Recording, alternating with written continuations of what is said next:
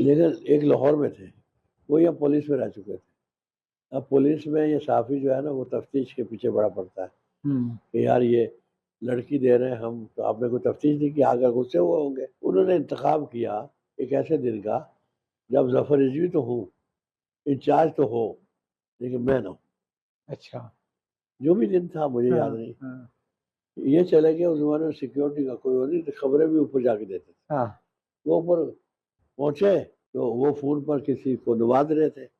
ये बड़े हैरान हुए, यार मैं कहाँ आ गया। इनसे कैरेक्टर स्टडी लेने आया हूँ।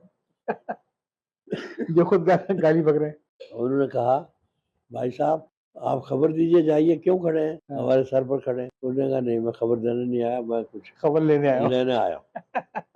उन्होंने कहा बैठ जाइए। उन्होंने कहा कि मेरे बहन की मंगनी हुई है एक लड़के से, वो यहाँ काम करता है। वो बताता है उसका नाम ये है। हाँ सही है। वो कहता है मेरी तनख्वाह इतनी होता है। तो इस तरीके से उन्होंने आपके साले साहब ने आपके बारे में जी।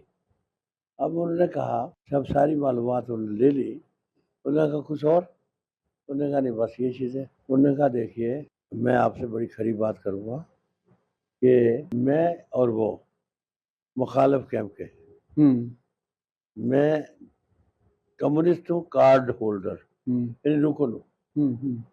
मैं कार्ड इशू होता है। हामी या हमदर्द नहीं हूँ। हाँ। नज़्म का वो जमाती है। हाँ। मैं शिया हूँ, वो सुन्नी है। हाँ।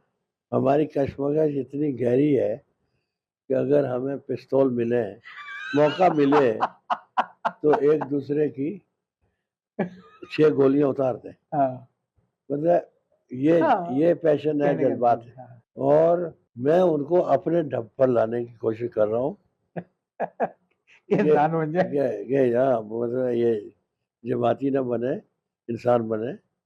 और उनको ये गालियाँ वालियाँ सिखाने की कोशिश कर रहा हूँ। मैंने ये तय कर रखा है कि जिस दिन गाली वो पहली देंगे मैं मिठाई बांटूँ, और इसका इज़हार बहुत बाद में किया भी। हाँ। लेकिन इस सब के बावजूद अगर कोई मेरी बहन होती क्या या बात है। मेरी बेटी होती क्या बात है। और कोई रिश्ता लेकर आता आरिफ का, तो मैं आंखें बंद करके दे